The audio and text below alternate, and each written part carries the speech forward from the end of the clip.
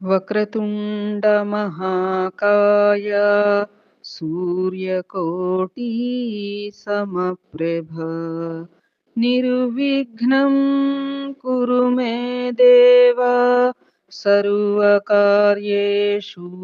సర్వదా గురు బ్రహ్మా గురుర్విష్ణు గురుర్దేవో మహేశ్వరః గురుః సాక్షాత్ పరబ్రహ్మ తస్మై శ్రీ గురవే నమః. శరదా శరదాంభోజ వదనా వదనాంబుజే సర్వదా సర్వదాస్మాకం సన్నిధిః సన్నిధిం క్రియాత్. ఓం గం గణపతయే నమః. సద్గురవే నమః. శ్రీ మహాసరస్వత్యై నమః. ముందుగా ధ్యానం చేసుకుందామా అమ్మవారిది. శ్రీ విద్యాం పరిపూర్ణమేరు శిఖరే బిందు త్రికోణే స్థితాం వాగీశాది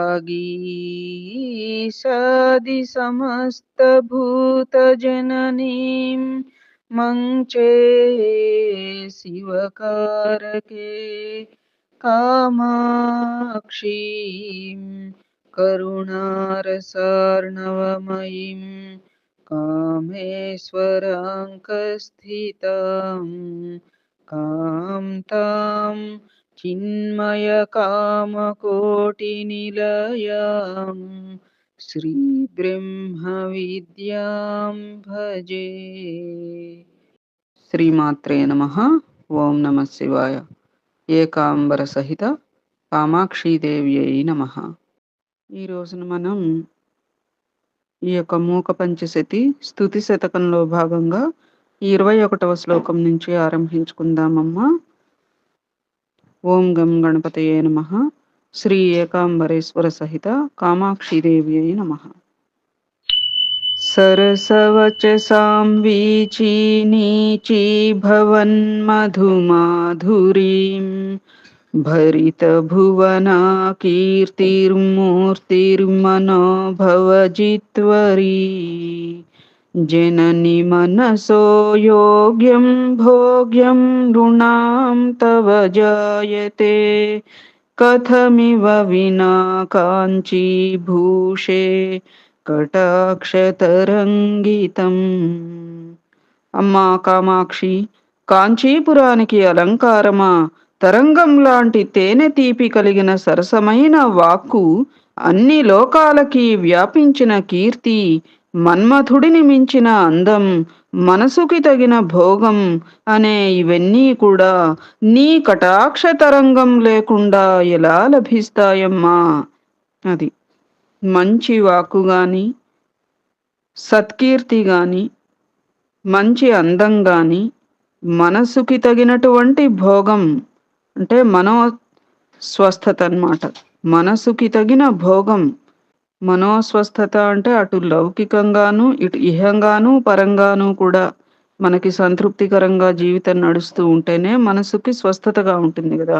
మనసుకి తగిన భోగం అనే ఇవన్నీ కూడా నీ కటాక్ష తరంగం లేకుండా ఎలా లభిస్తాయమ్మా?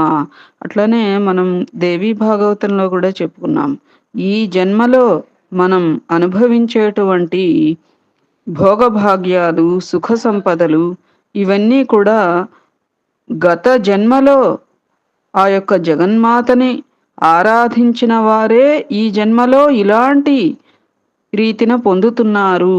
కష్టాలు పడుతున్నారు, దుఃఖాలు పడుతున్నారు, క్లేశాలు, మనోబాధలు ఇటువంటివన్నీ కూడా ఉంటున్నాయి అంటే వీరు గత జన్మలో అమ్మవారిని కనీసం కన్నెత్తి చూడలేదేమో, ఒక పువ్వైనా పెట్టి ఆరాధించలేదేమో, అందువల్లనే ఈ రీతిగా అని చెప్పి కూడా మనం చదువుకున్నాం.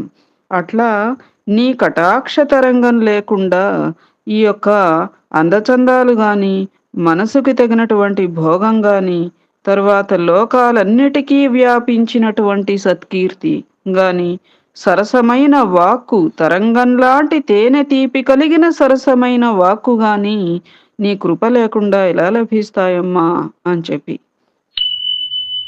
భ్రమరిత సరిత్కూలే నీలోత్పల ప్రభయా భయా నత జనత మహఖండీ తుండీరసీమ్ని విజృంభతే అచల తపసా మే కః పాకః ప్రసూన శరాసనా ప్రతిభట మనోహరి నారీ కులైక శిఖామణి. పర్వతరాజైన హిమవంతుడి తపస్సు పరిపాక రూపిణిగా వెలసిన కామాక్షీదేవి మన్మథుడికి ఎదురు నిలిచే మనస్సుని హరించే నారీలోక శిరోమణివైన నీవు నల్ల కలువల కాంతితో తుమ్మెదలతో నిండిన నది ఒడ్డున ఉన్న తుండీర సీమలో నిలుచుండి భయంతో నీకు నమస్కరించే భక్తుల జ్ఞానాంధకారాన్ని ఖండిస్తూ విజృంభిస్తున్నావు అమ్మా. అది మన్మథుడికి ఎదురు నిలచే మనస్సుని హరించే నారీలోక శిరోమణివైన నీవు, అంతటి సౌందర్య రాశివైన నీవు నల్ల కలువల కాంతితో తుమ్మెదలతో నిండినటువంటి నది ఒడ్డున ఉన్న తుండీర సీమలో నిలుచుండి భయంతో నీకు నమస్కరించే భక్తుల అజ్ఞానాంధకారాన్ని ఖండిస్తూ విజృంభిస్తున్నావు అని చెప్పి. మధురవచసో మందస్మేరా మతంగజగామినః తరుణిమజుషస్తాపింఛాభాస్తమః పరిపంథినః కుచభరనతాః కుర్యుర్భద్రం కురంగవిలోచనాః కలితకరుణాః కాంచీభాజః కపాలి మహోత్సవాః. తీయని మాటలు, చక్కని చిరునవ్వు, ఏనుగులాంటి మందగమనం, యవ్వన సౌందర్యం, తమాల అంటే చీకటి చెట్టు కాంతి లాంటి శరీర కాంతి కలిగినది, చీకటికి శత్రువైనది. చీకటి చెట్టు కాంతి లాంటి శరీర కాంతి కలిగినది, చీకటికి శత్రువైనది అంటే ఇంకో చీకటి ఏమిటిది? అది అజ్ఞానం అనేటువంటి చీకటికి శత్రువైనది, తొలగించేది అన్నట్లుగా. ఉన్నత స్తనభారంతో వంగినది, జింక కళ్ళలాంటి చంచలమైన కండ్లు కలిగినది, కరుణతో నిండినది, కాంచీనగరంలో కొలువయ్యున్నది అయిన శివుడి మహోత్సవం అనగా కామాక్షీదేవి సకల శుభాలని ప్రసాదించుగాక. శ్రీమాత్రే నమః. కమల సుషమా కక్ష్యారోహే విచక్షణ వీక్షణాః కుముద సుకృత క్రీడా చూడాల కుంతల బంధురాః రుచిర రుచిభిస్తాపించ శ్రీ ప్రపంచన చుంచవః పుర విజయినః కంపాతీరే స్ఫురంతి మనోరథాః. కమలాల కాంతి అనే ఉన్నత స్థానాన్ని ఎక్కడానికి సమర్థమైన కళ్ళు కలిగినది, చంద్రుడిని తల మీద ధరించినది, దట్టమైన కేశపాశాలు కలిగినది, అందమైన తన శరీర కాంతితో తమాల కాంతిని అనగా చీకటి కాంతిని విస్తరించడంలో నైపుణ్యం కలిగినది అయిన శివుడి మనోరథం కామాక్షీదేవి కంపానదీ తీరంలో ప్రకాశిస్తోంది. కలితరతయ కాంచీలీలా విధౌ కవిమండలీ వచనలహరీ వాసంతీనాం వసంత విభూతయః కుశల విధయే భూయాసుర్మే కురంగ విలోచనాః కుసుమ విశిఖారాతే రక్ష్ణాం కుతూహల విభ్రుమాః. దివ్యమైన కాంచీ నగరంలో ఆటలాడటానికి ఎంతో ఆసక్తి కలిగినది, కవుల వాక్కులు అనే జాతి తీగలకి వసంతం వంటిది. జింక కళ్ళలాంటి కళ్ళు కలిగినది. మన్మథుడి శత్రువైన శివుడి కళ్ళకి ఎంతో కుతూహలాన్ని కలిగించే విలాసం నాకు శుభాలని ప్రసాదించుగాక. మనందరికీ కూడా శుభాలని ఆ అమ్మవారు ప్రసాదించాలి. శ్రీమాత్రే నమః. कबलिततमस्काण्डास्तुण्डीरमण्डलमण्डनाः सरसिजवनी सन्तानानामरुन्तदशेखराः नयनसरणैर्नेदीयांसः कदानुभवन्ति मे तरुणजलदस्यामाशम्भोस्तपः ఫలవిభ్రమాః.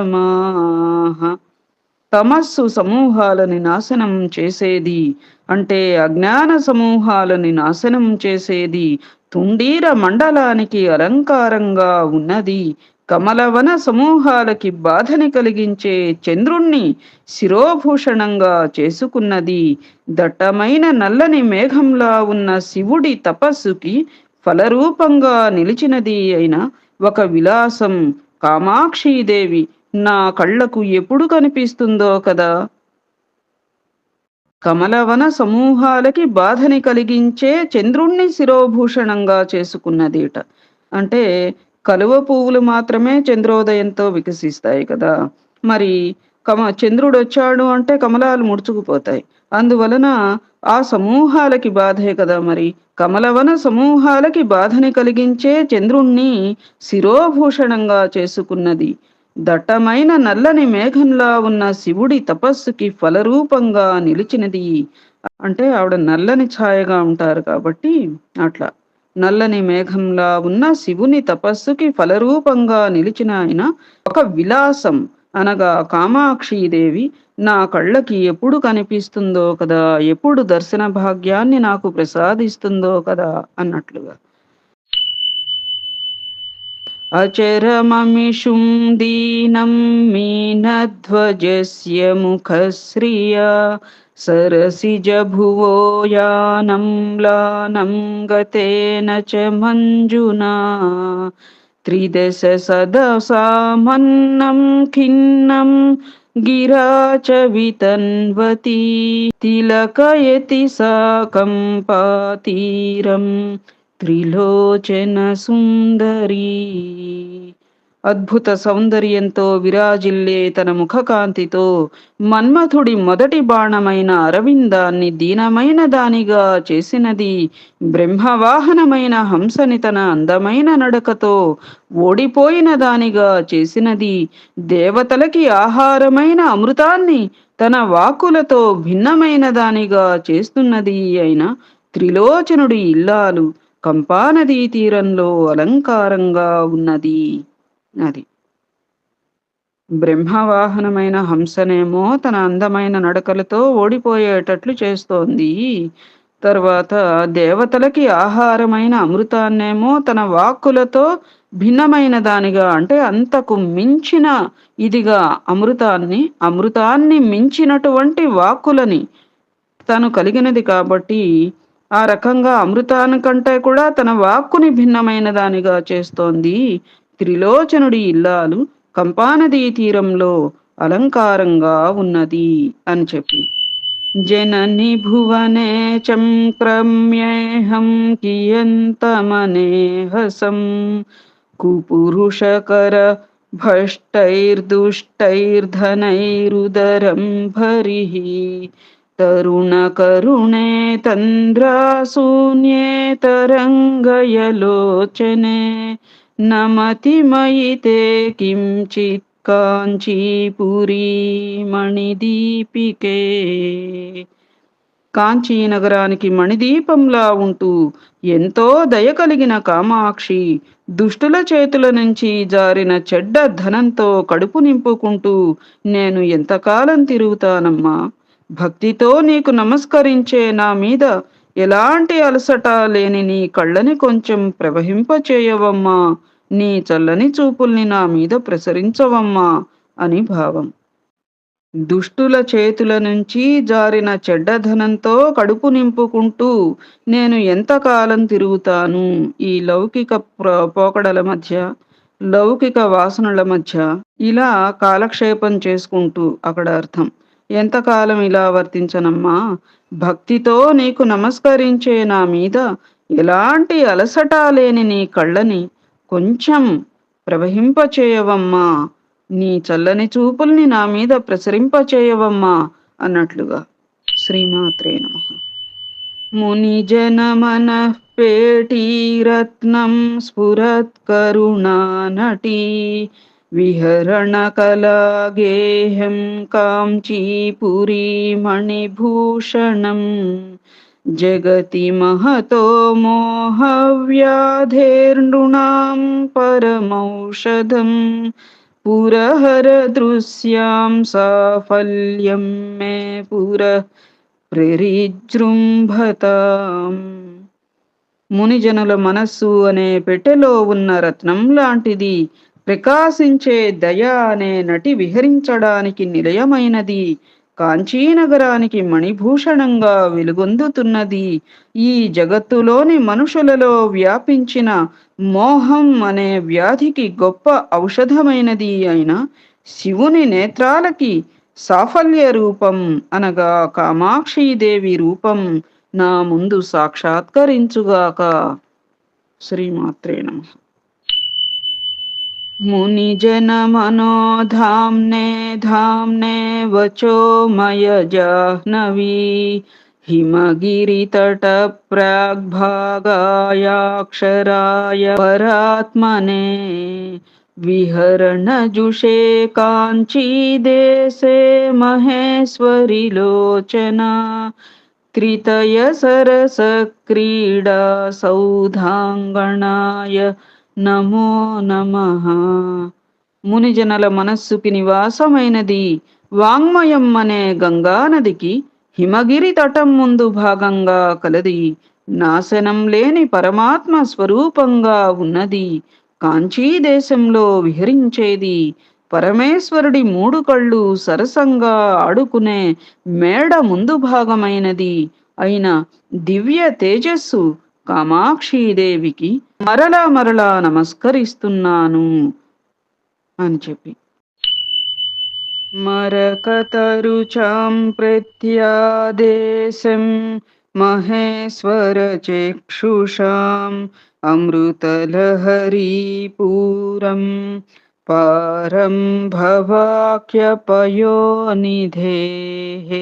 సుచరితఫలం కాంచీభాజో జనస్య పచేలిమం హిమశిఖరిణో వంశస్యైకం వతం సముపాస్మహే.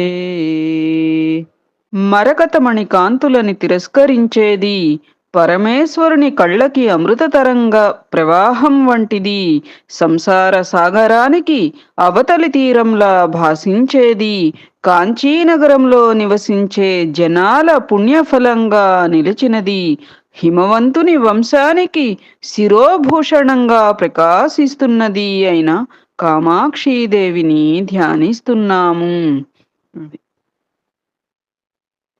పరమేశ్వరుని కళ్ళకి అమృత తరంగ ప్రవాహం లాంటిది, సంసార సాగరానికి అవతలి తీరంలా భాషించేది అంటే ఇహ మోక్షప్రదాయిని అన్నమాట.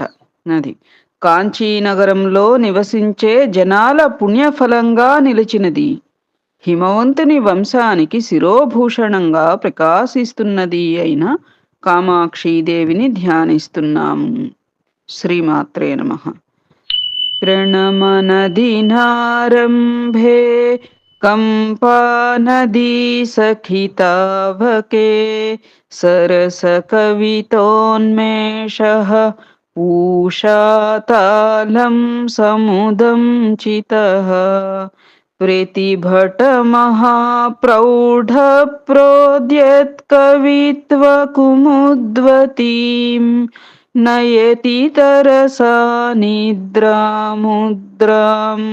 నగేశ్వర కన్యకే. కంపానది స్నేహితురాలివైన ఓ పర్వతరాజపుత్రి కామాక్షి, నీకు నమస్కారం చేసిన రోజు ప్రారంభంలోనే సజ్జనులైన వారిలో సరస కవితా వికాస పురుషుడు అనే సూర్యుడు ఉదయించి తమ ప్రత్యర్థులైన మహాకవులు చెప్పే కవిత్వం అనే కలువతీగని వెంటనే నిద్రపోయేలా చేస్తున్నాడు. అది అమ్మవారికి నమస్కారం చేసిన రోజు ప్రారంభంలోనే, అంటే నమస్కరించినంత మాత్రానే తత్క్షణాత్ అన్నట్టుగా. అయితే సజ్జనులైన సరస కవితా వికాస పురుషుడు అనే సూర్యుడు ఉదయించి సజ్జనులైన వారిలో అమ్మవారికి నమస్కరించిన తక్షణమే సజ్జనుల హృదయాలలో సరస కవితా వికాస పురుషుడు అనేటువంటి సూర్యుడు ఉదయించి ఏం చేస్తున్నారుట? ఆ సూర్యుడు తమ ప్రత్యర్థులైన మహాకవులు చెప్పే కవిత్వం అనేటువంటి కలువ తీగని నిద్రపోయేలా చేస్తున్నాడు. ఎందుకు కలువ తీగ నిద్రపోయేలా అవుతోంది అంటే, మరి సూర్యుడు ఉదయిస్తే మరి కలువలు నిద్రపోతాయి కదా. కలువలు ఎవరితో వికసిస్తాయి అని చెప్పుకున్నాం? చంద్రుడితోనే కలువలు వికసిస్తాయి. సూర్యుడు ఉదయిస్తే కలువలు నిద్రపోతాయి. పద్మాకరం దినకరో వికచం కరోతి చంద్రో వికాసయతి కైరవ చక్రవాలం అని చెప్పుకున్నాం మనం కదా. అట్లా పద్మాలేమో సూర్యోదయంతో వికసిస్తే కలువలు చంద్రోదయంతో వికసిస్తాయి. మహాకవులు చెప్పే కవిత్వం అంటే ఎలాంటి మహాకవులు? మహాకవులు చెప్పే కవిత్వం నిద్రపుచ్చేటట్టు చేస్తోంది అని కాదు అక్కడ. ప్రత్యర్థులైన మహాకవులు. ఎవరికి ప్రత్యర్థులు? అమ్మవారి యొక్క అనుగ్రహాన్ని పొందినవారు అమ్మవారికి నమస్కరించిన తత్క్షణమే వీరి యొక్క వాక్ శక్తికి ఆ ప్రత్యర్థులైనటువంటి మహాకవులు ఆ రీతిగా, ఏ రీతిగా సూర్యుడు కలువ తీగలని ఏ విధంగా అయితే నిద్రింపచేస్తున్నాడో ఆ రీతిగా ప్రత్యర్థులైనటువంటి మహాకవుల వాక్శక్తి నిద్రపోతోంది అని చెప్పి భావనమ్మ. ఏమ్మా, అర్థమైందా? కాబట్టి మహాకవులు చెప్పే కవిత్వం అనే కలువ తీగని ఈ యొక్క సూర్యుడు అనేటువంటి సరస కవితా వికాస పురుషుడు నిద్రపోయేలా చేస్తున్నాయి. వాళ్ళ కవిత్వాన్ని ఆ రకంగా చేస్తున్నాడు అన్నట్లుగా. అర్థమైందా అమ్మా? శమిత జడిమారంభా కంపాతటీ నికటే చరీ నిహత దురితస్తోమా సోమార్ధముద్రిత కుంతల ఫలిత సుమనో వాంఛా పాంచాయుధీ పరదేవత సఫలయతు మే నేత్రే గోత్రేశ్వర ప్రియనందిని.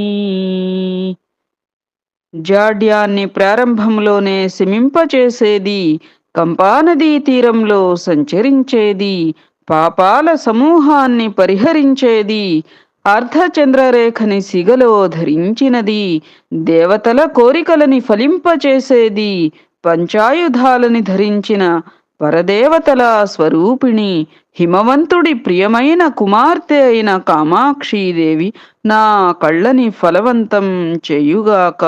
శ్రీమాత్రే నమః. మమ తు ధిషణా పీడ్యా జాడ్యాతిరేక కథం త్వయా కుముద సుషమా మైత్రీ సంయక్వతం సితకుంతలాం జగతి శమితస్తంభాం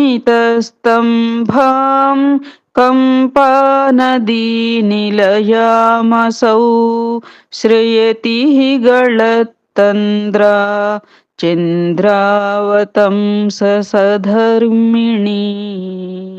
ఓ మహాజాడ్యమా, నీవు నా బుద్ధిని ఎలా పీడించగలవు? కలువపూల సౌందర్యంతో రూపుదాల్చిన చంద్రరేఖని సిగలో ధరించినది, స్తబ్దతని శమింపచేసేది, కంపానదీ తీరమే నివాసంగా కలిగినది, పరమేశ్వరుని సహధర్మచారిణి అయిన కామాక్షీదేవి కునికిపాటుని వదిలి నా బుద్ధిని ఆశ్రయిస్తున్నది కదా. అది అనగా తన బుద్ధి కామాక్షీదేవిని ఆశ్రయించి ఉండగా మహాజాడ్యం ఎలా తనని పీడించగలుగుతుంది అని కవిగారి యొక్క భావనమ్మ. ఉమ్, స్తబ్దతని శమింపచేసేది, కలువ పూల సౌందర్యంతో రూపుదాల్చిన చంద్రరేఖని సిగలో ధరించినది, కంపానదీ తీరమే నివాసంగా కలిగినది, పరమేశ్వరుని సహధర్మచారిణి అయిన కామాక్షీదేవి కునికిపాటుని వదిలి నా బుద్ధిని ఆశ్రయిస్తున్నది కదా. అంటే అసలు నిరంతరము కూడా నా బుద్ధి అమ్మవారి వైపే అక్కడ కేంద్రీకృతమై ఉండగా, ఓ అజ్ఞానమా, నీవు నన్ను అసలు నా బుద్ధిని ఎలా పీడించగలవు? ఓ మహాజాడ్యమా, నీవు నా బుద్ధిని ఎలా పీడించగలవు? కునికిపాటుని వదిలి కామాక్షీదేవి నా బుద్ధిని ఆశ్రయిస్తున్నది కదా అనంటే తన బుద్ధి కామాక్షీదేవిని ఆశ్రయించి ఉండగా మహాజాడ్యం ఎలా పీడిస్తుంది అని భావన. ఏమ్మా? శ్రీమాత్రే నమః. పరిమళ పరీపాకోద్రేకం పయోముచి కాంచనే శిఖరిణి పునర్వైధీభావం శశిన్యరుణాతపం అపి చ జనయత్ కంభోర్లక్ష్మీమనంబునికోప్యసౌ కుసుమధనుషః కాంచీదేశే చకాస్తి పరాక్రమః. కాంచీనగరంలో ప్రకాశిస్తున్న మన్మథుని పరాక్రమం మేఘాలలోను, బంగారంలో దట్టమైన సువాసనని, బంగారు పర్వతంలో ద్వైతాన్ని, చంద్రుడిలో ఎర్హని ఎండని, నీళ్లు లేని చోట శంఖం కాంతిని అనే వింతలని కలిగిస్తోంది. అంటే ఏమిటి చూడండి ఎట్లా రాశారు. అంటే అనగా కామాక్షీదేవి తన కురులలో బంగారం లాంటి శరీరంలో సువాసనని, బంగారు కొండలాంటి తన వక్ష ప్రదేశంలో 2 అందమైన స్తనాలని, చంద్రుడు లాంటి తెల్లని ముఖంలో ఎర్రని ఎండలాంటి సింధూరాన్ని ధరించినది, అందమైన శంఖం లాంటి మెడని కలిగి ఉన్నది అని అంతరార్థం అన్నమాట. శ్రీమాత్రే నమః. పురదమయి తుర్వామోత్సంగస్థలే నరసజ్ఞయా సరస కవితా భాజాం కాంచీపురోదర సీమయా తట పరిసరైర్నిహారాద్రేః వచోభిరకృత్రిమైః కిమివ నతులామస్మచ్ఛేతో మహేశ్వరీ గాహతే. పరమేశ్వరుని ఎడమ తొడ మీద కూర్చున్న ఓ మహేశ్వరి, కామాక్షి, నా మనస్సు సరసమైన కవిత్వానికి పుట్టినిల్లైన కాంచీపుర గర్భ ప్రదేశంతో హిమవత్ పర్వత ప్రాంతంలో నిత్యం వినిపించే వేదవాక్కులతో ఎందుకు పోలిక లేకుండా ఉన్నది? ఇక్కడ కవి కామాక్షీదేవిని కాంచీపుర గర్భ ప్రదేశంగా హిమవత్ పర్వతంలో వినిపించే వేదవాకుగా భావించారన్నమాట. అందుకని నిత్యం సరసమైన కవిత్వానికి పుట్టినిల్లైన కాంచీపుర గర్భ ప్రదేశంతోనూ, హిమవత్ పర్వత ప్రాంతంలో నిత్యం వినిపించే వేదవాక్కులతోనూ నా మనస్సు ఎందుకు పోలిక లేకుండా ఉన్నది అని కవిగారు ప్రశ్నించుకుంటున్నారు. నయనయుగళీమాస్మాకీనాం కదా సుఫలే గ్రహీం విదధతి గతౌ వ్యాకురువాణా గజేంద్ర చమత్క్రియాం మరకతరుచో మాహేశానా ఘనస్తననమృతాః సుకృత విభవాః ప్రాంచః కాంచీవతం సధురంధరా. తన మందగమనంతో ఏనుగుల చమత్కారాన్ని కనబరిచేది, ఉన్నతమైన స్తనాల భారంతో వంగినది, మరకతమణి కాంతుల్ని వెదజల్లేది, కాంచీపురంలో ప్రాచీనమైనది గొప్పది అయిన పరమేశ్వరుని పుణ్య సంపద కామాక్షీదేవి మా కళ్ళ జంటకి ఎప్పుడు శుభఫలాన్ని అందిస్తుందో కదా. శ్రీమాత్రే నమః. मनसि जयसः पारम्परियं मरन्दझरीसृवां कविकुलगिरां कन्दं कम्पानदीतटमण्डनं मधुरललितं मत्कं चक्षुर्मनीषि मनोहरं पुरविजयिनः सर्वस्वं తుత్పురస్కురుతే సదా. తుత్పురః కురుతే సదా అని కూడా చెప్పుకోవచ్చు. మన్మథుని కీర్తి పరంపర లాంటిది, మకరందం అనే నదిని ప్రవహింపచేసేది, కవుల వాక్కుకి జన్మస్థానమైనది, పండితుల మనసుల్ని హరించేది, మధురమైనది, లలితమైనది అయిన పరమేశ్వరుని సర్వస్వం అనగా కామాక్షీదేవి నా కళ్ళకి ఎప్పుడు సాక్షాత్కరిస్తుందో కదా. శ్రీమాత్రే నమః. శిథిలతమో లీలాం నీలారవింద విలోచనాం దహన విలసత్ఫాలాం శ్రీకామకోటిముపాస్మహే करधृतलसच्चूलां कामारिचित्तनोहरां मनसिजकृपालीलां లోలాలకమళికే క్షణం. తమస్సు యొక్క ప్రభావాన్ని తగ్గించినది అంటే అజ్ఞానం యొక్క ప్రభావాన్ని తగ్గించినది, నీలి కమలాల వంటి అందమైన కనులు కలిగినది, నుదిటి మీద 3 కళ్ళతో ప్రకాశించేది, చేతిలో త్రిశూలాన్ని ధరించి శివుడి మనస్సుని హరించేది, మన్మథుని దయ అనే లీలని ప్రదర్శించినది, కదులుతున్న ముంగురులు గల శ్రీ కామకోటిని కామాక్షీదేవిని ఉపాసిస్తున్నాను. శ్రీమాత్రే నమః. అజ్ఞానం యొక్క ప్రభావాన్ని తగ్గించినదిట. తగ్గించటం ఏమిటి, పూర్తిగా తీసేయాలి కదా అజ్ఞానం అని అనిపిస్తోందా? అంటే అసలు ఆ యొక్క దర్శన ప్రభావంతో అజ్ఞానం నశించిపోతుంది. అయితే ఆ అజ్ఞానం యొక్క ప్రభావాన్ని అమ్మవారు తగ్గించినది. మిగతాది మరి మన కృషి, మన యొక్క సంకల్పము ఉండాలిగా అమ్మా. అది తద్వారా మన సంకల్పం, మన కృషి రీత్యా కూడా భగవంతుడు సహకరిస్తారు. అసలంటూ వారి దర్శన స్పర్శన ఫలాలు ఎప్పటికీ కూడా వృధా పోవు. సహం ఆ ఫలితం ఉంటే మిగతా సహం మన వాంఛ, మన కృషి, మన యొక్క సంకల్పం రీత్యా పొందుతామన్నమాట. కళాలీలాశాలా కవికులవచ కైరవవనీ శరజ్యోత్స్నాధారా శశధర శిశుశ్లాఘ్యముకుటీ పునీతేన కంపాపులిన తట సౌహార్దతరళ కదాచక్షర్మార్గం కనకగిరిధానుష్కమహిషి.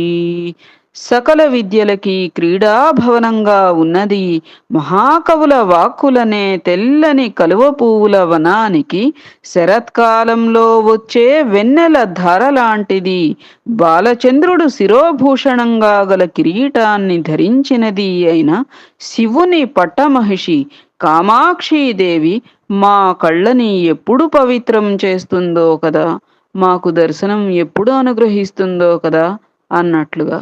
ఏమ్మా. శ్రీమాత్రే నమః. తదుపరి రేపు కొనసాగించుకుందామా. 21వ శ్లోకం నుంచి 40వ శ్లోకం వరకు స్తుతి శతకం నాడి చెప్పుకున్నాము. అలానే మహాస్వామి వారి మహిమ కూడా ఇప్పుడు చెప్పుకుందాం. ఏ శ్రీమాత్రే నమః. ఏకాంబరేశ్వర సహిత శ్రీ కామాక్షి దేవి అయి నమః. ఈ రోజున మహాస్వామి వారి మహిమ రీత్యా మనం చెప్పుకోబోయే అంశం నన్ను కాపాడేవారు ఎవరు. ఉత్తర భారతదేశంలో ఉద్యోగం చేసుకుంటున్న పరమాచార్య స్వామివారి భక్తుడొకరికి పెద్ద దుఃఖం కలిగింది. తన చెవుల్లో ఎప్పుడూ ఏదో వినపడుతూ ఉంటుంది. ఆ స్వరం ఏవేవో విషయాలన్నీ చెబుతూ ఉంటుంది. రాత్రిపూట నిద్రపోయేటప్పుడు కూడా ఆగి వదలకుండా ఏవేవో చెబుతూ ఉండేది. ఎన్నోసార్లు ఆ బాధని భరించలేక నిద్ర నుండి మేల్కొనేవాడు. అది ఎవరి గొంతు? బహుశా ఆంజనేయ స్వామి వారి గొంతు అనుకుని అదే విషయాన్ని తన స్నేహితుడికి చెప్పాడు. ఎప్పుడు మొదలైంది అసలు కథ. చాలా మంది తమ కష్టాలు తీర్చమని అతని ముందు వరుసలు కట్టడం మొదలుపెట్టారు. అలాగే భవిష్యత్తు చెప్పమని కూడా అడగడం మొదలెట్టారు. దాని కొరకు అతను ఒక రోజు కేటాయించవలసి వచ్చేది. అతను కూడా ఎటువంటి ధనం ఆశించకుండా చెప్పేవాడు. కనుక అలా వచ్చేవారి సంఖ్య రోజు రోజుకు పెరగసాగింది.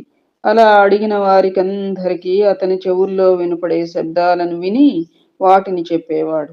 చివరిగా అతను మానసిక ప్రశాంతతను కోల్పోయినాడు. సాలీడు గూడులో చిక్కుకున్న పురుగులాగా విలువిలలాడిపోయాడు. నన్ను కాపాడేవారెవ్వరు అని భోరున విలపించినాడు. నా వద్దకు రా అన్నట్లుగా కనపడుతున్న మహాస్వామి వారే తనను కాపాడగలరని తెలుసుకుని వారి పాదపద్మముల ముందు శరణాగతిని వేడాడు. నేనున్నాను, నా వద్దకు రా అని స్వామివారు భరోసా ఇచ్చినట్లు భావించినాడు. పెరియవా తప్ప నాకు వేరొక దిక్కు లేదు. నా చెవుల్లో ఎప్పుడూ ఏవో మాటలు వినపడుతున్నాయి. మొదట హనుమంతుల వారే అలా మాట్లాడుతున్నారు అనుకున్నాను. వారి భవిష్యత్తు గురించి తెలుసుకోవాలి అనుకునే వారి సంఖ్య రోజు రోజుకు పెరుగుతోంది. కొన్ని అంచనాలు నిజం అయ్యాయి కూడా. కానీ మొత్తానికి నేనైతే మనశ్శాంతిని కోల్పోయినాను. నాకు ఇహ ఉత్తర భారతదేశంలో ఉండడం ఇష్టం లేదు. నాకు ఎలాగైనా బదిలీ కావాలి. దయచేసి నా పైన మీ కరుణను ప్రసరించండి పెరియవా అని వేడుకున్నాడు. ఇవన్నీ నాకెందుకు చెబుతున్నావు? నీకు ఆంజనేయ స్వామి వారి ఆశీస్సులు ఉన్నాయిగా, మరి ఆంజనేయ స్వామికే ఎందుకు చెప్పుకోకూడదు అని స్వామివారు నవ్వుతూ అన్నారు. అతను చాలా సిగ్గుపడినాడు. పెరియవా, నాకు నేనుగా ఆ గొంతు ఆంజనేయ స్వామి వారిది అని అనుకున్నాను. అది ఏదైనా దయ్యందేమో కూడా నాకు తెలియదు. నన్ను నిద్రపోవడానికి కూడా వదలడం లేదు. అందరూ నమ్మినా నేను మాత్రం అది నమ్మను. నేను ఏమీ మాట్లాడకపోయినా ఏవో పనికిమాలిన విషయాలు నాకు వినిపిస్తూనే ఉంటాయి. ఎప్పుడూ బాధపడుతూనే ఉంటాను. పెరియవా, మీరే నన్ను రక్షించాలి. ఎప్పుడూ రామనామం జపిస్తూ ఉండు. కుంభకోణం దగ్గరలోని గోవిందపురంలో బోధేంద్రుల అధిష్టానం ఉంది. అక్కడకు వెళ్ళి కొన్ని రోజుల పాటు ఉండు అని ఆదేశించి ప్రసాదం ఇచ్చి పంపారు పెరియవా. 10 రోజుల తర్వాత ఆ భక్తుడు గోవిందపురం నుండి వచ్చాడు. అతని మొహం సంతోషంతో వెలిగిపోతోంది. పరమాచార్య స్వామికి సాష్టాంగం చేశాడు. ఏమిటి, ఆంజనేయ స్వామి వారు రామసేవకు వెళ్ళిపోయారా అని కొంటెగా అడిగారు. గోవిందపురం వెళ్ళగానే తన బాధ తీరిపోయింది. ఇక ఎప్పుడూ ఆ గొంతు అతనికి వినపడలేదు. భగవంతుని నామాన్ని నిరంతరం జపించడం వలన సహజమైన లేదా అసహజమైన ఆలోచనలు, మాటలు ఇహ వినపడవు. పొరపాటున విన్నా అవి మన మనస్సుకి చేరి మనశ్శాంతిని పోగొట్టవు. అపార కరుణా సింధుం జ్ఞానదం శాంతరూపిణం శ్రీ చంద్రశేఖర గురుం ప్రణమామి ముదావహం. ఏతత్ ఫలం సర్వం సద్గురు చరణారవిందార్పణమస్తు. సద్గురవే నమః. శ్రీ ఏకాంబరేశ్వర సహిత కామాక్షీదేవ్యై నమః. సర్వే జనాః సుఖినో భవంతు. సమస్త సన్మంగళాని సంతు.